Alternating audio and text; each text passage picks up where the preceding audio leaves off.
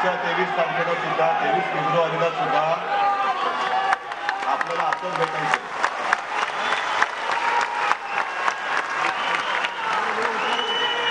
मला कल्पना आहे की तुम्ही सगळे तयारीत आहात.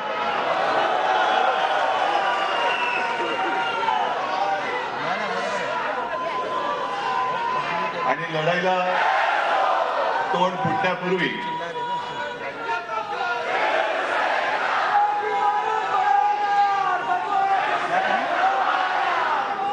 मी म्हटलं जरा 2-4 हलकेफुलके क्षण असावे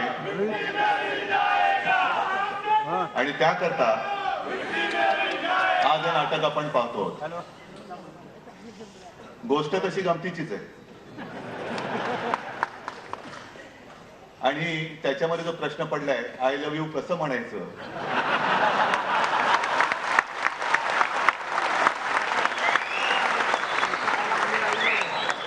अनेक मुद्दे येतो. कधीतरी मांडायला पाहिजेत की नको, ठीक आहे पण आज नाही मांडणार आहे. आज नुसतं नाटक पाहायचं, जे जे कोण आपल्या समोर नाटक करते ते पाहायचं, बाकी काय.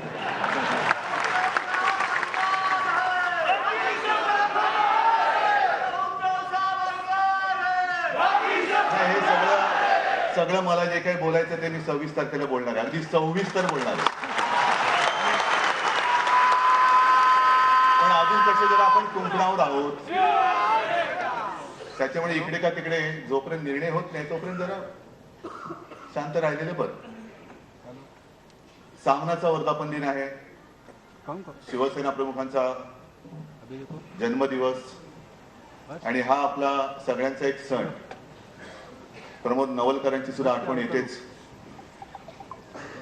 आज मी ऑनलाईन सामन्याचा एक पुढची पाहिली, त्याचं लोकार्पण म्हणजे तुमच्या समोर मी ठेवलेलं. मला आठवतंय 89 साली सामना सुरू करणं किंवा सामना सुरू होतोय हे एक स्वप्न होतं. 89च्या आधी शिवसेना प्रमुख दर 13 ऑगस्टला सांगत होते की आता मार्मिक लवकरच दैनिक स्वरूपात येणार. करता करता मध्ये बरीच वर्ष गेली.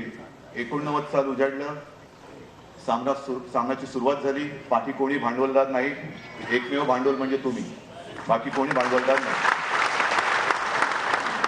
आणि त्या कार्यक्रमाचं भाषण मध्ये मी ऐकत होतो. सामन्याची सुरुवात बाळासाहेबांनी केली, प्रकाशन केलं. कठीण होतं सगळ्या या म्हणजे स्पर्धेचं युग केवळ आजच आहे अशातला भाग नाही, त्याही वेळेला होतं. एक वृत्तपत्र पाहिजे होतं की नुसती शिवसेनेची भूमिका मांडायला नाही, तर एकूणच समाजामध्ये, देशामध्ये, राज्यामध्ये जे काही चाललेलं त्याच्यावरती परखड भाष्य करणं. आणि भाष्य करणं म्हणजे नुसतं काय चाललं ते लिहिणं नाही, तर त्याला मार्गदर्शन करण्यासाठी एक वृत्तपत्र पाहिजे होतं.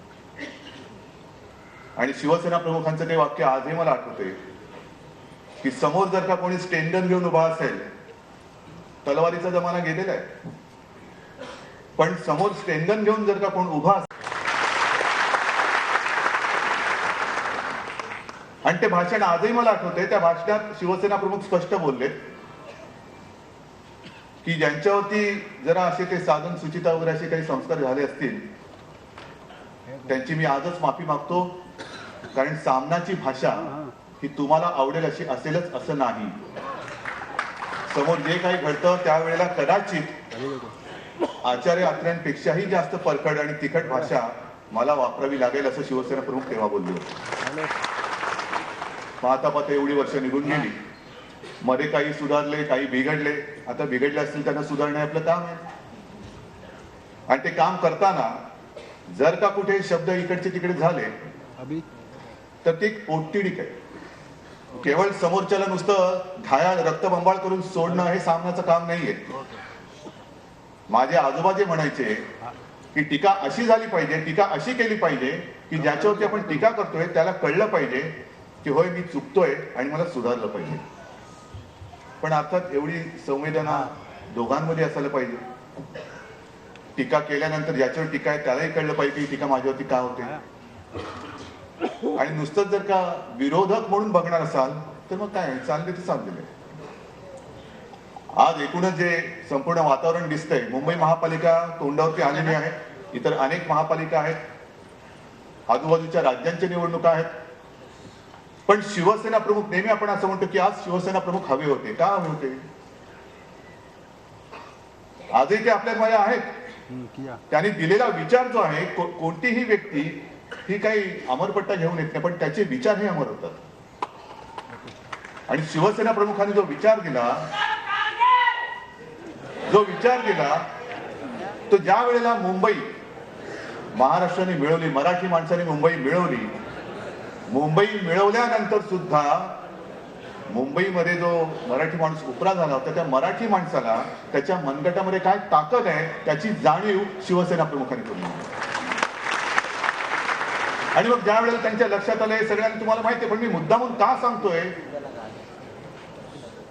की अनेकदा असं होतं की समोर कोणतरी एखादा जादूगार येतो, संमोहित करतो आणि आपल्याला कळतच नाही हे समोर जे चालले हे आभास आहे, संमोहन आहे, खरं काय आहे हे विसरून जातो. म्हणून खरं काय आहे ते हेच आहे. प्रमोद महाजन मागे एकदा म्हणाले होते भाषणामध्ये की बाळासाहेबांनी मला सांगितलं होते की प्रमोद बघ, तुला या देशातला हिंदू एक दिवस हिंदू म्हणून मतदान केलेला मी तुला दाखवेन.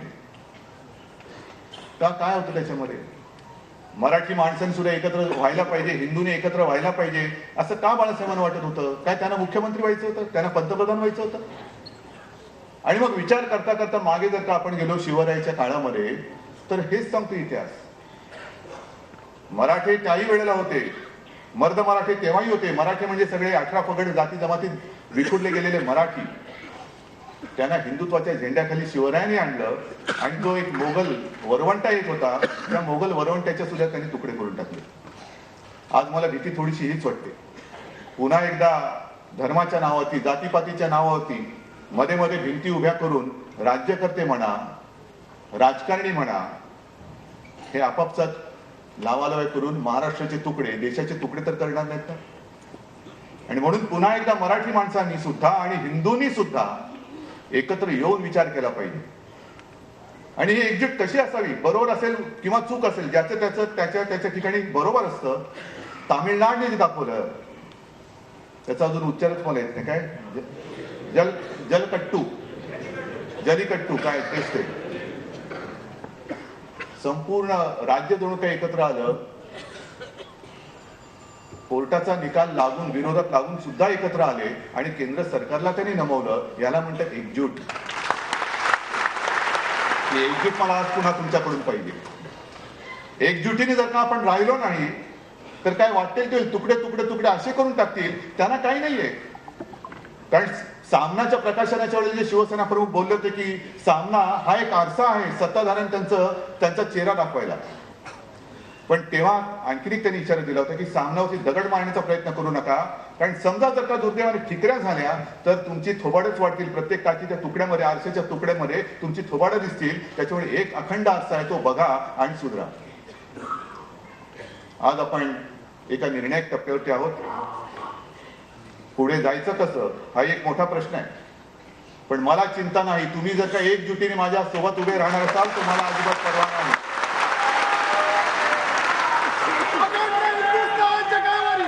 आणि राजकारणात जे काही बोलायचं असेल, सुपुत्र विश्व हिंदू सम्राट शिवसेना प्रमुख सरसेनापती श्रीमान बाळासाहेब ठाकरे यांचा, शेतकऱ्यांच्या कष्टकऱ्यांच्या कैवारी शिवसेना पक्ष प्रमुख उद्धवसाहेब ठाकरे यांचा,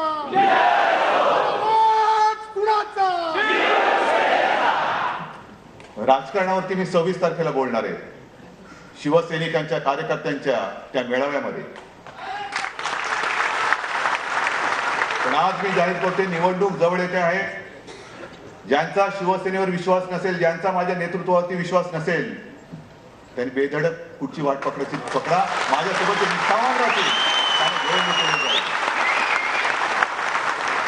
कारण आज शिवसेना प्रमुखांचा जन्मदिवस आहे आणि ज्यांच्याकडनं आम्ही प्रेरणा घेतली, एक हिंमत घेतली, विचार घेतला, त्यांच्या जन्मदिवशी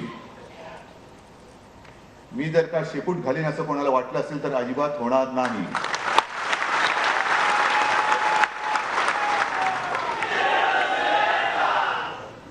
आज मी शिवसेनेचा वचननामा जाहीर केलेला आहे. अनेक चांगल्या गोष्टी मुंबईकरांसाठी आपण सादर केलेल्या आहेत. मग काही जणांनी विचारलं की ह्याला सगळ्याला खर्च किती येईल.